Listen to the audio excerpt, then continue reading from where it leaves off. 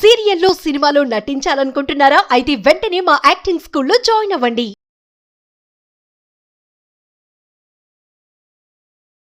నమస్తే రమ్మగారు. నమస్తే జయ. ఒక అద్భుతమైన కథ చెప్పండి అండి. 1964లో రాసింది చెప్పనా? 64 చెప్పండి రమ్మగారు. మనం ఎక్కడ ఆకాశంలో కూడా లేము. లేము అప్పుడు ఈ భమిడిపాటి రామగోపాలం గారని చాలా ప్రఖ్యాత కథకులు. ఎంత బాగుంటాయో. మీరు చాలా కథలు చెప్పారు కదా, చెప్పలేదు? ఒక కథ చెప్పాను, ఒకటేనా? చాలా చెప్పలేదు. ఆయన పేరు ఎక్కువ చెప్తాను, నాకు ఇష్టం. చాలా ఆయన పేరు చెప్పాను. ఒక కథ మనం ఏం చెప్పాము, వెన్నెల నీడో ఏదో చెప్పినట్టు జ్ఞాపకం ఉంది నాకు. ఈ కథ నా ఫేవరెట్ కథలు, అత్యంత సరదా. ఎన్నిసార్లు చదివినా నాకు బాగుంటుంది. కొన్ని బాగుంటాయి, అవును. ఎందుకో తెలీదు. ఇప్పుడు కొంతమందికి మామూలు కథే అనిపిస్తుంది, కానీ అవి కొన్ని నచ్చుతాయి మనకి. అవును. అట్లా కొంతమంది రైటర్ల తాలూకు ప్రత్యేకమైనవి. ఆ చిన్న కథ అయినా ఎన్నిసార్లు చదివినా మళ్ళీ ఒక 6 నెలలు గ్యాప్ వచ్చింది అనుకో, ఆ పుస్తకం కనపడితే నా దగ్గర ఉంది, మళ్ళీ తిరిగేసి ఆ కథ వెతుక్కుని అది చదువుతాను అనమాట. ఒక సాటిస్ఫాక్షన్. నాకు అసలు ఎప్పుడు అంత చికెన్ ప్రశ్న ఒకటే రమ్మగారు, చిన్నపిల్లలే కనుక వాళ్ళకి నచ్చిన సినిమా ఎన్నిసార్లు అయినా చూస్తానే ఉంటారు. నేను కూడా అంతే. మా బుడ్డది జాతి రత్నాలు చూస్తుంది రమ్మగారు, ఇప్పుడు ఒక 100+ చూసేసి ఉంటుంది. మళ్ళీ అదే నవ్వు, అదే ఎక్స్ప్రెషన్ చూసిన ప్రతిసారి.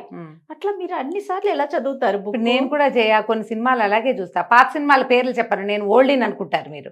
చెప్ప నువ్వు నాకు నచ్చావు 100 సార్లు చూసుంటా నేను. ఎన్నిసార్లు వచ్చినా కలేజా అలాగే చూస్తాను, అతడు అలాగే చూస్తా, జులాయి అలాగే చూస్తా. ఫ్రెష్ గా చూస్తున్నట్టే ఉంటుంది నాకు రమ్మగారు, నిజంగా. అదే నవ్వు, అదే సరదా. ఆ తర్వాత వచ్చే డైలాగ్ చెప్పుకుని కూడా సంతోషిస్తాను నేను. ఇంకా పాతకు చాలా సినిమాలు ఉన్నాయి నేను అలా ఎప్పటికప్పుడు చూసేవి. గుండమ్మ కథ, మిస్ అమ్మ, అప్పు చేసి పప్పుకూడు, అవన్నీ నేను అలాగే చూస్తాను. కన్యాశుల్కం బాగుంది, నేను అలాగే చూస్తా. పాతవి చెప్తే నేను ఓల్డ్ అనుకుంటారు, అందుకని కొత్తగా చెప్తాను. లేదు రమ్మగారు, మీరు యంగ్ అండ్ యూత్. నాకు కూడా కథలు కూడా కొన్ని కథలు చదువుతుంటే బాగుంటుంది. ఎన్నిసార్లు చదివిన సెక్రటరీ బాగుంటుంది, ఎద్దనపూడి సులోచనారాయణ గారిది. సరదాగా ఉంటుంది, బాగా సంతోషంగా ఉంటుంది. ఎన్నిసార్లు చదివినా కీర్తి కిరీటాలు ఎక్కడో కొంచెం నొప్పిగా కనిపిస్తుంది మనసులో, కానీ అదే చదువుతాను. నేను చెప్తుంటా కదా, మళ్ళీ కనపడితే మీనా అన్నిసార్లు చదువుతూనే ఉంటా. మీనా చెప్పేనా నేను మీకు? చెప్పినట్టు లేరు రమ్మగారు. మీనా కూడా చెప్దాం పట్టు అనుకున్నాం, కానీ చాలా సార్లు మీనా కూడా 2 భాగాలుగా చెప్పచ్చు. ఓ భాగంగా అయినా సరే మీనా ఇవాళే ప్రామిస్. Thank you. సెక్రటరీ కూడా చెప్పుకోవచ్చు. ఎంత చదివినా ఎన్నిసార్లు చదివినా అవి బాగుంటాయి. నీకు అలా చదివితే ఇంకా అసలు మల్లాది వెంకటకృష్ణమూర్తి గారిది అయితే చదువుకుంటూనే ఉంటాను నేను. సెక్రటరీ మూవీ కూడా ఉన్నట్లుంది కదండి. మూవీ కూడా. ఈ వంటొచ్చిన మొగాడు, ఈ కథ పేరు నేను చెప్పింది కరెక్టే, నువ్వు బాగా విన్నావు. భమిడిపాటి రామగోపాలం, భరాగో అనేవారు వారిని. భరాగో కథలు అని కనపడేది. ఇట్లు తమ విధేయుడు అనే పేరుతోటి ఒక బుక్ చేశారు, ఒక సంకలనం. ఈ నేను చెప్తున్న వంటొచ్చిన మొగాడు ఈ కథని 64లో రాశారు, 1964లో. ఆ కాలంలో కూడా చూడండి భలే డిఫరెంట్ గా ఉంటుంది. కాలేజీలో కథగానే కనపడుతుంది అది. అయితే ఈ భమిడిపాటి రామగోపాలం గారి కథల్లో చాలా ప్రత్యేకంగా కనపడేది ఏంటంటే, మీరందరూ ప్రజలు తెలుసుకోవాల్సింది, ఇది సాధారణ భాష. అలౌకికమైనవి ఏమిటో ఉండవు అక్కడ. వారి థీమ్స్ కానీ, వారి కథలు కానీ, వారు విశ్లేషించే మనస్తత్వాలు కానీ చాలా లోక సహజమైనవి, సామాన్యమైనవి. మన మధ్యలో మన జీవితాలే ఉంటాయి ఎక్కువగా. ఇవి కొంత ముందువారు కాబట్టి ఆ కాలపు చదువులు, ఆ కాలపు విద్యా వ్యవహారము, సంపాదనలు, ఉద్యోగాల కథలు కనపడతాయి తప్ప, ఈ కాలం అంటే ఇదంతా లక్షల్లో వ్యవహారాలు కదా జీతాలు. అప్పుడంతా 100, 50, 20, 10, 25లో ఉంటుంది తప్ప ఒక్కటి కూడా సత్యదూరంగా ఉండే కథ ఒక్కటి కూడా లేదు. అలాంటి ఒక కథకులు మన ముందు కాలంలో ఉండటము ఒకరు కాదు, ఇలా చాలా మంది ఉన్నారు. అందులో వీరు కూడా మహానుభావులు. ఎంత బాగుంటాయో కథలు, ఎంత సంతోషంగా ఉంటుందో. మన జీవితం కథే మన పక్కింట్లో వెనకింట్లో చదువుకుంటున్నంత సహజంగా ఉంటాయి. డిఫరెంట్గా ఉండటం, అద్భుతంగా ఉండటం కాదు, అది సహజంగా ఉండటం ఎంత బాగుంటాయో. కుదిరితే బుక్ ఫెయిర్ వస్తుంది డిసెంబర్లో. ఇట్లు తమ విధేయుడు సంకలనం దొరికితే, మీరు ఇప్పటి వరకు చదవకపోతే, ఇప్పటిదాకా ఎప్పుడు కొనుక్కోకపోతే ఆ పుస్తకం కొనుక్కోండి. Worth buying. అలాంటి పుస్తకం ఒకటి మన దగ్గర ఉండాల్సిందే, పుస్తక ప్రియుల దగ్గర. బాగుంటాయి కథలు. ఒకటి కూడా తీసి పక్కన పెట్టక్కర్లా. వంటొచ్చిన మొగాడు కథ చెప్తాను చూడు. ఒక ఆయన రామదాసు ఆయన పేరుగా అలా ఏం చెప్పరు. ఈయన ఒక పెళ్ళికి వెళ్తారు. పెళ్ళికి వెళ్తే ఆ పెళ్లిలో ఒక ఆవిడ కనపడుతుంది, ఒక అమ్మాయి. ఈయన కాలేజీలో జూనియర్. ఇంత ఇంత పిల్లలు ఉంటారు, పిల్లలు చూసి ముద్దొచ్చింది.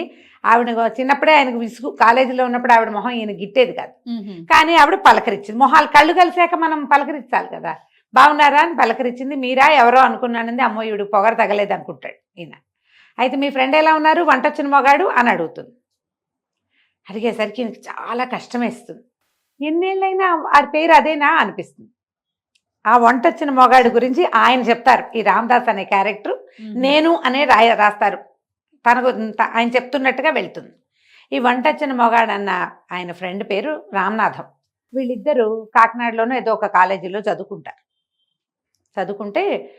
వీళ్ళు ఒక సత్రంలో అప్పట్లో ఏమిందంటే వేరే ఊళ్ళకి వెళ్ళి పిల్లలు చదువుకునేటప్పుడు ఈ హోటళ్ళు ఏవో ఉండేవి తక్కువ, అయ్యర్ హోటల్ అని ఉండేది, ఏవో మెస్సులు ఉండేవి విద్యార్థులు ఉన్న చోట, కానీ తక్కువ. లేకపోతే పూటకోళ్ళమ్మలు కూడా కొంతమంది ఉండేవాళ్ళు. సత్రాల్లో అక్కడ భోజనం పెట్టే ఏర్పాటు ఉండేది. మనమే వండేసుకుందాం అన్నట్టు ఆయన ఫస్ట్. ఈయన గుండెల్లో రాయబడింది అయ్యి బాబోయ్ అని. కానీ అసలు ఆ 4 ఏళ్ల పాటు అక్కడ చదువుకున్న 4 సంవత్సరాలు ఇంటికి వెళ్తే రామనాథం వంటలేక ఏడుపు వచ్చేది ఈయనకి. అంత ఎక్సలెంట్గా వంట చేసేవాడు అతను, ఆ రామనాథం అన్న ఆయన ఎక్కడి నుంచో ఒక కల్వం నూరేది, అదేమిటి సిల్బట్ట అంటాం కదా మనం, ఏమంటారు మన ఊళ్ళలో ఇలా ఇలా నూరేది. సన్నికలు మనం తక్కువ వాడతాం, చెన్నైలో అదే వాడతారు, కానీ సన్నికలు మన ప్రాంతాల్లో ఉన్నాయి. అక్కడి నుంచి ఓ రోలు, ఒక పచ్చడి బండ అవన్నీ ఉండేవి. రోజు చకచకా వంట చేసేవాడు, హాయిగా తినేసి వెళ్ళిపోయేవాళ్ళు. రాత్రి ఇంటికి వచ్చి వండుకునేవాళ్ళు. ఎప్పుడూ ఎక్కడి నుంచి కొనుక్కుని తిన్న దాఖలాలు లేవు. ఏనాడైనా రామనాథం పొద్దున్నే క్లాస్ ఉందని ఆయన ముందెళ్ళిపోతే అయ్యర్ హోటల్లో ఇడ్లీకి చట్నీ తినలేక ఏడుపు వచ్చేది ఈ రామదాస్ గారికి. ఆయన వంట అంత బాగుండేది, అద్భుతంగా. ఆదివారాలు కూడా బయటకు వెళ్ళనిచ్చేవాడు కదా, మనం ఇది కుకింగ్ ఎక్స్పెరిమెంట్ చేసుకుందామని స్లోగా రుచిగా ఉండి స్లోగా అయ్యే వంటని పెట్టుకునేవాళ్ళు. ఆదివారం నూరేవి, దంచేవి, పులుసులు, పప్పులు, పెరుగు పచ్చళ్ళు, తిరగమాతలు, రోటి పచ్చళ్ళు, నిలవ పచ్చళ్ళు, తాత్కాలిక పచ్చళ్ళు, ఎన్ని రకాలు ఎడం చేత్తో పెట్టేసేవాడు అతను. ఆయనకి వంట సరదా, అత్యంత రుచికరంగా కుదురుతుంది. పొదపడితనం కూడా, బయటకు వెళ్తే ఖర్చు, ఇక్కడే చేసుకుంటే అవును కదా. అయితే ఈయన వంట సంగతి ఎలా బయటకు వచ్చింది, వీళ్ళిద్దరే వండుకుని తినేవాళ్ళు. ఆ ఆదివారం నాడు ఎవడైనా క్లాస్మేట్ వచ్చాడో సత్రానికి వీళ్ళని కలవడానికి, వాడి పంట పండిందే, వాడి జీవితంలో ఎరగని రుచికరమైంది తినేవాడు ఆ రోజు. ఆయన అంత బాగుండేది వంట. అయితే ఏమైంది, ప్రొఫెసర్ గారు ఒక ఆయన దగ్గర స్కాలర్షిప్లు ఉంటాయి, యూనివర్సిటీస్లో అట్లా ఉంటాయి కదా, స్కాలర్షిప్ అడగడానికి ఈ రామనాథం ప్రొఫెసర్ గారింటికి వెళ్ళాడు. వెళ్ళేసరికి ఆయన బయట నుంచున్నాడు గావంస కట్టుకుని. ఎవరే వచ్చావా, సరే నువ్వు ఏ క్లాసు, అదే ఈ స్టూడెంట్వే కదా, ఎవరైనా ఒక వంట బ్రాహ్మణ్ణి పిలుచుకురా, మా నాన్నగారు ఆబ్దికం, ఇంటి ఆవిడ బయట చేరింది, సహాయానికి వస్తానన్న ఆవిడకి మైలు వచ్చింది అనగానే మనవాడు అడిగాడు అనమాట ఈ రామనాథం గారు, ఎంతమంది, 25-30 మంది ఉంటారా అంటే, 30 మంది, 30 విస్తారులు వేస్తా అంటే 30 అయితే నేనే చేస్తానండి అని చెప్తే, నువ్వా బొట్టికాయవి నిండా 20 ఏళ్ళు నువ్వేం చేస్తావురా అన్నట్టు. ఆయన ఏం కాదండి అని పిలిచాడు. వెళ్ళాడు, లోపలికి వెళ్ళి స్నానం చేసాడు, చట్టుకుని వంటలోకి దిగిపోయాడు. మధ్యాహ్నమైన రామనాథన్ రాలేదేమిటని ఈ రామదాస్ గారు అక్కడికి పోయారు వాళ్ళ ఇంటికి. వెళ్తే ఆఖరివాయి గారెలు వేస్తూ కనపడ్డాడు. నేను ఆ రోజు అక్కడే భోజనం చేశాను. ఆ ప్రొఫెసర్ గారు చిలవలు పలవలుగా అందరికీ చెప్పాడు. ఇదొక పాయింట్. తర్వాత వీళ్ళందరూ కలిసి ఎక్కడికో వెళ్ళారు, ఉప్పాడ మన వనభోజనానికి. కార్తీక మాసంలో వెళ్తారుగా, సముద్ర స్నానము వనభోజనానికి బస్సులు వేసుకుని పోయారు. తీరా ఏమైంది, అక్కడ ఎక్కడో ఆ వంట ఆయనకి పాము గరిచింది. ఇంతమంది వెళ్ళేటప్పుడు ఏం చేసేవాళ్ళు అప్పట్లో, మనం కూడా వనభోజనాలకి అట్లాగే చేస్తాం కదా, సామాన్లన్నీ మోసుకుని గిన్నె దొన్నె పట్టుకెళ్తే ఆడ పొయ్యి వెలిగించుకుని వండేవాళ్ళు. వంట ఆయనకి అసిస్టెంట్ని వంట చేయమంటే, నేను ఒట్టి అసిస్టెంట్ని అంతే, నాకు రాదన్నాడు. ఏం చేయాలి, ఇంతమంది తీసుకెళ్ళిన లెక్చరర్లు ఇద్దరు నెత్తిమీ చేతులు పెట్టుకుని కూర్చున్నారు, ఏం చేయటం, ఈ పిల్ల పెద్దవాళ్ళందరికీ భోజనం ఎట్లా అవును అనేసరికల్లా ఏం పర్వాలేదని మన రామనాథం గారు రంగంలోకి దిగి పొయ్యి వెలిగించి, అన్ని సామాన్లునేగా, అసిస్టెంట్ ఎటాగా ఉన్నాడని ముందు ఉప్మా చేసి అందరికీ వీళ్ళందరి మహాన పడేసి, మధ్యాహ్నం నలభీమ పాకం సైజులు టైపులో వంట చేసాడు ఆయన. అందరు వంట వచ్చిన మొగాడికి జై అన్నట్ట భోజనాల్లో. మరి ఇది వంట వచ్చింది చేసేసాడు. ఇక ప్రచారం అయిపోయింది కాలేజీ అంతా. ఆ సమయంలోనే ఈ కళ అనే ఆవిడ ఈయన పలకరించిందిగా పెళ్లిలో, ఆవిడ కాలేజీలోకే కళ వచ్చింది. అమ్మాయి మహాసౌందర్యవతి, పిచ్చ అల్లరి. ఇక జనాలు అమ్మాయి బాబు చూడలేకుండా ఉండలేకపోయేవారు, చూస్తే కష్టం, ఏం చేస్తుందో తాటాకులు కట్టేసేది, అల్లరిది బాగా. అయితే ఆవిడేం చేసింది, ఈ అపూర్వ శక్తుల పేరుతో ఒక వ్యాసం రాసింది ఆ సంవత్సరం సావనీర్లో.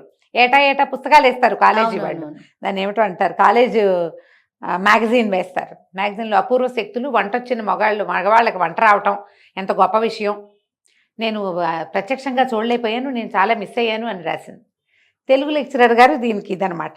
ఈ ప్రోగ్రామ్ అంతా ఆయన చూస్తారు. ఆయన ఇది గమనించి ఈ అమ్మాయి ఇతని గురించే రాసిందని అతను పిలిచి, ఏమో నీకు అభ్యంతరమా, నీ పేరు కూడా రాశారంటే, ఏం పర్వాలేదండి అన్నాడు. అప్పుడు ఆయన చర్చించి అందులో ఆ అమ్మాయి రాసిందే కాకుండా ఈ ఆడవాళ్లే వంట చేయాలి, మగవాళ్ళు వంట చేయకూడదు, మగవాళ్ళు వంట చేస్తే అదేదో అపూర్వ శక్తిగా అనుకోకూడదు, పూర్వం నలభీమ పాకం అన్నారు కానీ అరుంధతి పాకం, సీతాపాకం అని ఎప్పుడూ రాయలేదు, వంట ఎవరైనా చేయొచ్చు అని ఆయన ఏదో చర్చిస్తూ రాశారు. ఇతను ఇంకా ఫేమస్ అయిపోయాడు. ఒకనాడు ఏమైందిట, వీళ్ళిద్దరూ నడిచి వెళ్తున్నారు, రామనాథం గారు, రామదాస్ గారు, ఇద్దరు కుర్రాళ్ళు అప్పటికి. నడిచి వెళ్తుంటే ఈ అమ్మాయి ఒక ఇంటి ముందు నిలబడి ఉంచుంది. ఈ కళ ఏమంటే ఒక చిన్న సహాయం చేయాలి, మా వాళ్ళంతా ఊరెళ్ళారు, నేను ఒకదాన్ని ఉన్నాను, 2 రోజుల నుంచి ఎలాగోలా వండేసుకుంటున్నాను, పొయ్యి మీద బియ్యం పెట్టాను, ఈ లోపల నాకు ఇబ్బంది వచ్చిందండి, ఇవన్నీ ముట్టుకోకూడదు కదా, కొంచెం సహాయం చేస్తారా అంటే ఇతను అన్నాడు, వద్దు వద్దని నేను అన్నా కూడా ఈ రామనాథం వినలేదు. లోపలికి వెళ్తే కుంపటి మీద అన్నం పొయ్యి మీద ఏమో కలపైలాడుతోంది, అన్నం చూడగానే చటుక్కుని అయిపోయింది, బొళ్ళంత ఎక్కువ పోసారండి అన్నాడు. దించేశాడు. ఇకనేమి మనం దించేసావుగా, హోటల్కి వెళ్ళి ఏదో కూర నారో పంపిద్దాము, మసివాడికి చెప్తే ఇస్తాడంటే ఒప్పుకోలేదు అతను. ఎందుకు కూరలు గీరలు అన్నీ రెడీగా ఉన్నాయి, వండేస్తే 5 నిమిషాల్లో సరిపోతుంది. అతన్ని కుంపటి పొయ్యి అట్లా ఆకర్షించేస్తాయి. అదేలేండి. వస్తువు ఉంటే వేస్ట్ చేయ బుద్ధి కాదు ఆయనకి. నేను వండేసి ఇక్కడ పడేసి వస్తాను లేవంటే, చావు నీ చావు నువ్వు చావమని ఈయన వచ్చేసాడు. ఈయన కొళ్ళు మండిపోయింది. రెండో కుర్రాడికి నచ్చలా. ఆ అమ్మాయి వరకు దానికి వంట మనం ఎందుకు చేయాలి, దాని ఫ్రెండ్స్ ఎవరో వస్తే వస్తారు, లేకపోతే పోతే పోయింది వాళ్ళ కూర. హోటల్కి వెళ్ళి కూర పంపిస్తే, పప్పు సాంబార్ పంపిస్తే సరిపోతుందిగా. అయినా కూడా ఈయన ఒప్పుకోలే. తీరా ఈ వంట అంతా అయ్యాక మధ్యాహ్నం వచ్చాడు రామనాథం గారు. ఏమిటిట, ఈయన మొత్తం వంట అంతా చేసి పెట్టాక ఈయన బయటకు వస్తుంటే వెనకాల నుంచి నవ్వులు వినపడ్డాయి. 5-6 అమ్మాయిలు పక్క ఇళ్ల కిటికీల దగ్గర నిలబడి ఇతను ఎట్లా వంట చేస్తున్నాడో చూస్తున్నారు. నువ్వే గెలిచావని, పందెం గెలిచిందని ఈ కళని అభినందిస్తున్నారు. రామనాథంతో వంట చేయించడం పందెం. ఇక దాంతో ఈయన పిచ్చి కోపం వచ్చేసింది. వాళ్ళు ఇలా చేశారో అని చెప్పేసరికి ర్యాగింగ్ ఆ రోజు 64లో, ఏనాటి కాలం అది, అదే కదా, ఇప్పుడు ఇది ఏడిపించటమే కదా. ఈ కాలేజీల్లో కూడా అలాగే ఒక రకంగా నడుస్తూ ఉండేది. తర్వాత కాలంలో డిగ్రీలు అయిపోయినాయి, ఎవరి దారిని వాళ్ళు అయ్యాం. నాకు ఇక్కడ ఉద్యోగం వచ్చింది, రామనాథం ఎక్కడున్నాడో. ఇప్పుడు కూడా అతని వంట పేరుతోటే చెప్పుకుంటున్నారు కదా, ఏం చేస్తున్నాడు. ఎప్పుడో రాశాడు ఉత్తరం, తర్వాత ఈ మధ్య కలవల. మధ్యలో ఎవరో ఫ్రెండ్ వస్తాడు, మాట్లాడుకుంటారు. అన్ని మాటలు అయిన తర్వాత రామనాథం ఎక్కడున్నాడేనా, ఏం చేస్తాడు వాడు, వంట చేస్తాడు, అంతకంటే వాడేం చేస్తాడు అన్నాడు రెండో వాడు. అవమానకరంగా అనిపిస్తుంది ఈయనకి. ఇదే మాట అదేమన్నా తక్కువ తప్ప, అన్నం లేకపోతే మన గతి గడుస్తుంది, కానీ ఈ మాట అనిపించుకోవాల్సి వస్తుంది. వంట చేయటం చేతకానితనమా, చవటతనమా, వెనకబడిన తనమా, ఇంత అర్థం కాదు. అయితే ఏమవుతుంది, దీంట్లో ఈ ఫ్రెండ్ని ఎవరినో రైలు ఎక్కించి రామనాథం గారు వంట చేస్తూ ఉంటాడన్న మాట అనిపించుకున్నాక ఆయన బయటకు వస్తుంటే ఈ కజిన్ ఒక ఆవిడ కనపడుతుంది, ఒక అమ్మాయి. మా చుట్టాలు ఎవరినో రైలు ఎక్కించడానికి వచ్చాను అని చెప్పి, వీళ్ళ కజిన్స్ ఏదో పిన్నికి తోడుకోవడాలి పిల్లలో ఏదో వాళ్ళ ఇంటికి వెళ్తే ఈ అమ్మాయికి ఆ కనపడిన ఆవిడ పేరు రమాదేవి. 29-30 వచ్చినాయి, పెళ్ళి అవ్వాల, లేదా 27-28 ఏళ్ళు. ఆ కాలంలో 17 నుంచే మొదలు పెట్టేవాళ్ళు, 14 నుంచి మొదలు పెట్టేవాళ్ళు కూడా ఉండేవాళ్ళు. డిగ్రీ అయ్యేసరికి BAలో ఒకవేళ చదివితే అవగానే పెళ్లి చేసేయాలి. 20-22కి, 24-25 వస్తే వయసు వచ్చిన పిల్లలుగా ఉండేవాళ్ళు. 30 వస్తే వృద్ధ మహిళే. అది ఇంకా ఆ కాలం లేదు కదా అప్పట్లో, అంత వయసు వచ్చేదాకా ఉంచుకునేవాళ్ళు కాదు, ముదిరిపోయేది పెళ్లి కూతురు అనుకునేవాళ్ళు. సరే వాళ్ళ ఇంటికి వెళ్తే వాళ్ళ అన్నయ్య ఇంత వయసు వచ్చిన పిల్లకి పెళ్లి కావట్లేదని వాళ్ళ అన్నయ్య దిగులు పడుతుంటాడు. ఇంతలో పేపర్లో ఒక ప్రకటన కనపడుతుంది, చక్కగా వండి పెట్టే పెళ్లి కూతురు కావాలని ఉంటుంది ప్రకటన. అందులో వంట చేయాలి, ఎవరైనా సరే, కులం కూడా నో బార్, వంట బాగా వస్తే చేసుకుంటాను అని ఈ ప్రకటన ట్రై చేయమంటాడు వాళ్ళ అన్నయ్య. అనేసరికి ఆ రమాదేవి అంటుంది, వాళ్ళు ఎవరో మనం ఏం మెప్పిస్తామంటే, అదేమిటండి మీరు రైలు ఎక్కించిన చుట్టాలు మీ వంట మెచ్చుకుంటూ వెళ్ళాడు కదా, మీరు బాగానే చేయగలరు, పర్వాలేదు, కాగితం పెట్టండి అని చెప్పాడు. ఈవిడ కాగితం పెట్టింది. ఒకరోజు ఈయన ఇంట్లోనే ఉన్నాడు రామదాస్ గారు, భార్య పురిటికెళ్ళిందో ఏదో, సడన్గా రామనాథం గారు ఆయన ఫ్రెండ్ దిగుతాడు. దిగేసరికి ఆశ్చర్యపోతాడు, ఏమిటో ఇలా వచ్చావు, ఎక్కడున్నావు ఏమిటంటే, ఢిల్లీ అశోక హోటల్లో వెజిటేరియన్ వింగ్కి హెడ్గా ఉన్నాడు ఈయన.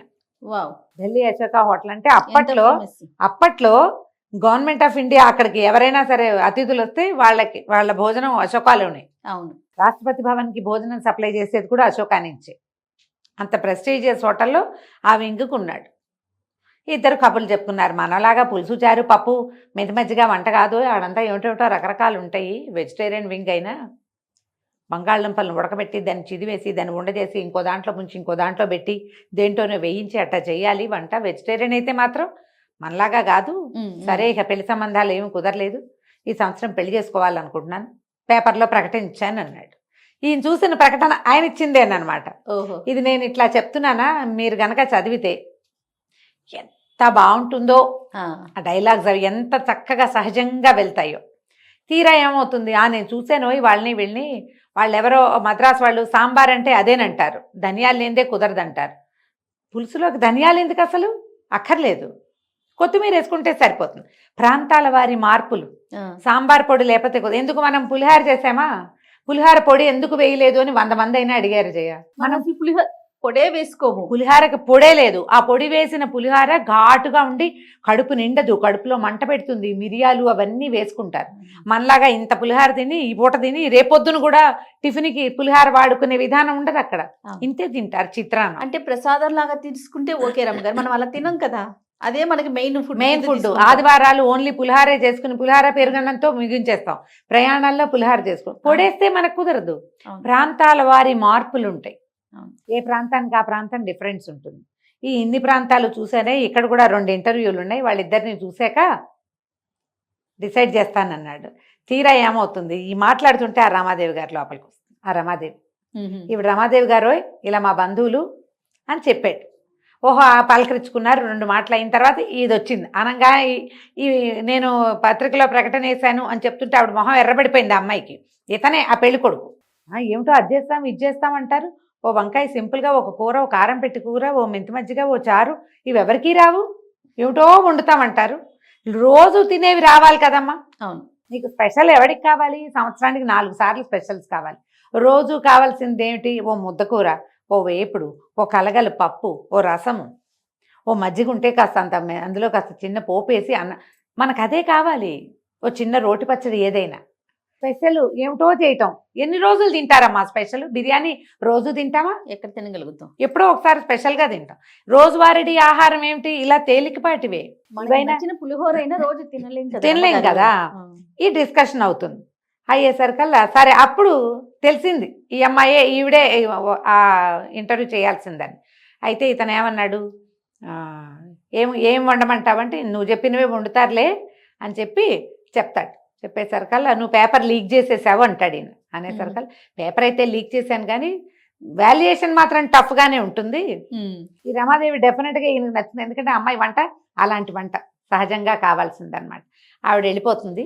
ఇప్పుడే వంట చేస్తున్నంత స్పీడ్గా పరిగెత్తుకుంటూ వెళ్ళిపోతుంది. తర్వాత వీళ్ళిద్దరూ భోజనం చేస్తారు. ఇక్కడతో కథ ఆపేస్తారు. ఈ వంట వచ్చిన మొగాడు కథలో వంట చేయటం ఒక చిన్నతనం అన్నలాంటి భావం కలిగిన మనుషులు కనపడతారు మనకి. కాదు, ఏం కాదు. ఇప్పుడు మనం కూడా ఏదో ఒక రోజు భర్తలు వంట చేసే వాళ్ళు కనపడతారు. అవసరమైతే వంటలు. ఇవాళ రేపు 2 పూట్ల వంట చేసే భర్తలు ఉన్నారంటే నమ్ముతావా నువ్వు? ఉన్నారు రమ్మగారు, పూర్వం నుంచే ఉన్నారు. ఆవిడకి వంట రాదు తెలీదు, బట్ ఈ రోజుల్లో ఉన్నారన్న విషయం నాకు ఐడియా ఉంది. పూర్వం నుంచే ఉన్నారు. ఆ వంట చేయటము ఏదో చిన్నతనము, సిగ్గు, తప్పు, ఇలాంటి భావాలు తప్పు. మల్లాది వెంకటకృష్ణమూర్తి గారు రాసిన 2 ఒక నావెల, దాన్ని సినిమా తీశారు జంజాల్ గారు. అందులో ఒక ఆయన వంట చేస్తుంటాడు. వాళ్ళ ఆవిడకి వంట రాదు. ఆవిడ పాప ఈయన సంగీతం పాడుతూ ఉంటుంది. ఆయనే వండుకుంటాడు. ముష్టివాడు కూడా ఆఖరికి అమ్మగారు వండితే నేను తిన్నండి, ఆడాళ్ళు వండితే నాకు పడదంటాడు. ఈయన బాగా వంట చేస్తాడని అందరికీ చెప్తాడు. ఏరా నువ్వేనా చెప్పిందంటే, అవునండి మీ చేతి వంట తింటూ ఇంత రుచికరమైంది, మీ మీద తక్కువగా ఎలా చెప్తాను, మీరు మహానుభావుడని అందరికీ చెప్పానంటాడు. వంట విన్నావా, వంట చేసేట, వంట చేసి వస్తే తప్పుగా అని క్యారెక్టర్లు కూడా కొన్ని సినిమాల్లో చూపిస్తారు. వంట తప్పు కాదు. అసలు ఈ కథ చదివితే ఉంటుంది, నేను చెప్తేనే నీకు బాగుంది. అవునండి, చదివితే ఎక్సలెంట్గా ఉంటుంది. ఎవరెవరి దగ్గర ఈ పుస్తకం లేదో, ఎవరికి భమిడిపాటి రామగోపాలం గారు తెలీదో వాళ్ళు బుక్ రీడర్స్గా పరిగణించను నేనైతే. తెలుగు పుస్తకాలు చదువుతాము అంటే వారి దగ్గర ఇది ఉండాలి, వాళ్ళు ఇది చదివి ఉండాలి. అంత ప్రత్యేకమైన కథలు. ట్రై చేయండి. చక్కగా కథ విన్నారు కదా, దీన్ని చదివి ఇంకా కొంచెం ఆనందించండి. తప్పకుండా రమ్మగారు. నమస్తే. నమస్తే.